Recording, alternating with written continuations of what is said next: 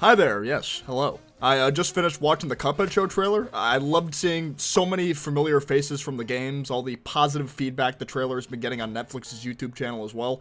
Oh man, it just looks so good. But yeah, let me drop this info since I'm sure most of you want to know as soon as possible when we actually get to watch it. And, February is the time. February 18th to be exact. 1 month from today on the dot. It seems to be unclear whether the show is going to be airing on a weekly format on Fridays from that date onward, or if the whole season is just going to drop that day. Personally, I feel like a show like this would work much better on a weekly basis, give fans more time to sit on each episode and discuss things. With there only being 10 episodes in all for the first season, even more so when you consider just how long this show has been in development since at least summer of 2019, it wouldn't feel very satisfying if everything was dropped on the 18th and people weren't talking about the show for as much time as they could have if it aired weekly episodes. Aside from that, the trailer itself just looks incredible. The voice actors who had voice lines in the trailer sounded like they were having a blast voicing their respective characters. I'm very much looking forward to hearing more of King Dice, since he's voiced by the famous Wayne Brady. And just like the games, watching this trailer gave me major nostalgia vibes to the old Disney/Fleischer cartoons. It's a very motivating thing to know how the Moldenhauer brothers busted their asses for such a long time on Cuphead, and their hard work paid off tenfold. Not only was the game a huge success, but the game got its own TV show not too long after its release.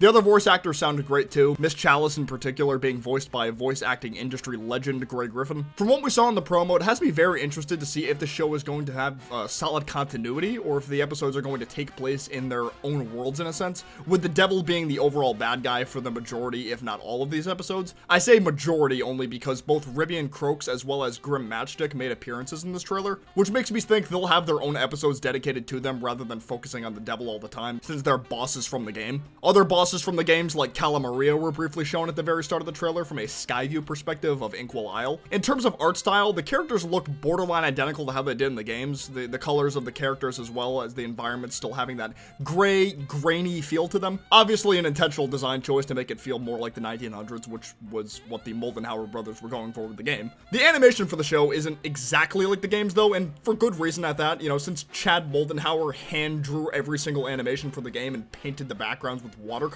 later colorizing them in Photoshop, that process would take an extremely long time to do for a modern animated series. To me, it looks like they used Flash animation for the Cuphead show, and it looks good as is, honestly. This was definitely some good news to come back to after I had my little mini vacation with some friends. I once again want to apologize for the lack of consistency lately. My head just wasn't in the game for the past few weeks, but news like this is helping me get out of the dumps for sure. But yeah, be sure to mark those calendars for February 18th if you're excited for the Cuphead show. Of course, if you enjoyed this video, be sure to leave a like down below. It helps out a ton.